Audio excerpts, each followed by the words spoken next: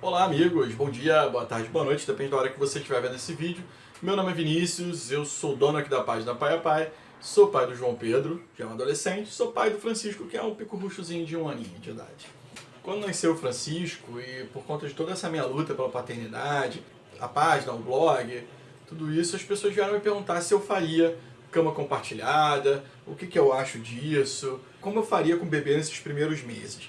Bom, eu não sou adepto à cama compartilhada, mas isso deve ser uma decisão de cunho particular de cada casal.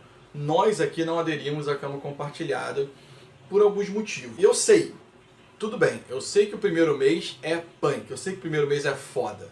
Eu sei que no primeiro mês a criança não tem horário, não tem rotina, ela acorda 10 vezes durante a noite, tem as malditas cólicas, a gente não consegue dormir, a mãe precisa amamentar, mas tem alguns outros fatores que fizeram a gente escolher não compartilhar a cama. O primeiro deles é a questão de saúde. Compartilhar a cama não é recomendado pela Sociedade Brasileira de Pediatria, também não é recomendado pela Autoridade Norte-Americana de Pediatria, e lá, inclusive, foi feito um estudo, essa é a principal causa de mortes de bebês nos primeiros 30 dias, e além disso eu não me sinto seguro, confortável, de saber que tem uma criança tão pequena dormindo ali do meu lado que eu posso acabar rolando, passando por cima, machucando e até matando essa criança. Eu conheço uma mulher que estava dormindo com um cachorro ao lado, um cachorro até grande, e ela rolou e acabou quebrando a pata do próprio cachorrinho dela.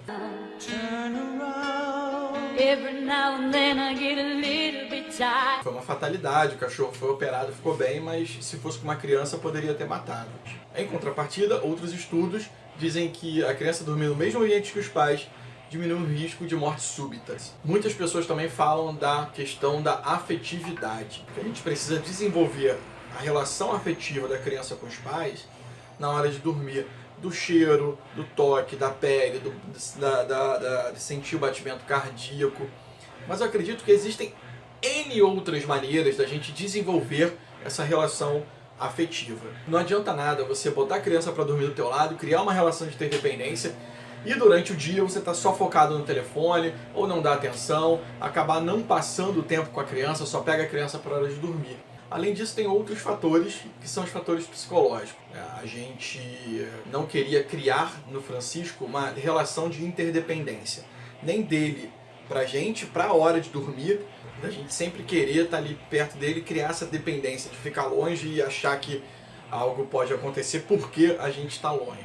Então, por isso que o mais recomendado, e foi o que a gente escolheu, foi colocar um bercinho ou um Moisés no quarto ao lado da cama, para que, numa eventual necessidade do bebê, não fosse necessário, talvez, levantar da cama para amamentar. E a gente sempre criou esse hábito de, se for necessário acordar 10 vezes durante a noite, a gente vai acordar 10 vezes durante a noite e vai botar ele de volta no berço. Algumas vezes aconteceu da gente acabar botando ele na cama porque ele estava com muita cólica, não conseguia dormir. Sim, aconteceu, mas isso era algo que a gente só fazia em última hipótese. Então a gente procurou criar outros métodos de desenvolver essa relação afetiva.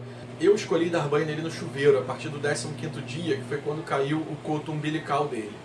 E aí ele podia ter comigo uma relação de toque, uma relação de pele a pele, uma relação de ouvir os batimentos cardíacos, de carinho, né, aquele carinho mais suave, da água correndo, tudo isso na hora do banho. Então a hora do banho foi o momento que eu desenvolvi para ser o nosso momento.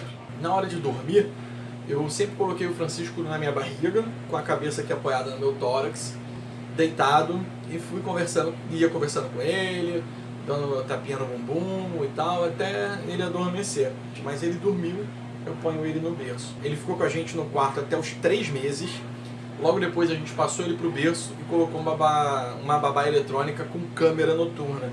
Então a gente podia enxergar qualquer movimento que ele fazia, né? Às vezes um choro, a gente já escutava. E foi super tranquilo essa transição dele do nosso quarto, dele para o quartinho dele. E sinceramente, eu não vejo a minha relação e a relação da Janaína, da minha mulher, com o Francisco ser uma relação de desapego. Muito pelo contrário, ele gosta muito de fazer carinho, de dar beijo, de se jogar por cima, de rolar. Essa brincadeira de toque, de estar junto, é algo que ele gosta muito de fazer. Agora, quando a gente precisou deixar ele na casa da vovó para a gente poder sair, pela primeira vez, eu não fiquei com tanto medo assim, nem fiquei achando que poderia algo dar tão errado. Isso, ele tinha 11 meses. Deixei ele na casa da minha mãe e foi algo tranquilo. Ela disse que ele chorou para dormir, fez um charmezinho ali e tal, mas que dormiu numa boa, passou a noite bem, tranquilo, não ficou sentindo falta de ter alguém ali grudado nele, tinha um espacinho dele para dormir. E por último, e não menos importante, a gente também precisa preservar a intimidade do casal. E quando eu tô falando de intimidade aqui, eu não tô falando só de porque muitas vezes as pessoas falam assim, mas aí você pode aproveitar o resto da casa para fazer sexo. Você deixa a criança na sua cama e vai aproveitar o resto da casa para fazer sexo. A gente poderia, mas a intimidade do casal não se resume a sexo. A hora de dormir, muitas vezes, é a hora que a gente vai conversar, saber como é que foi o dia, falar sobre algum assunto que a gente não quer que as crianças estejam envolvidas, assistir alguma série, algum filme que tem tiro, porrada, bomba, cenas de sexo, violência, dormir agarradinho, ou então às vezes até o próprio sexo.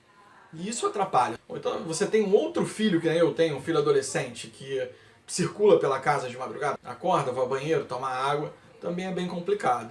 Então assim, a gente fez isso também para preservar um pouco da nossa intimidade, da gente poder ter o nosso momento, da gente poder ter o nosso espaço. Então, resumindo, eu creio que seja uma decisão pessoal de cada casal.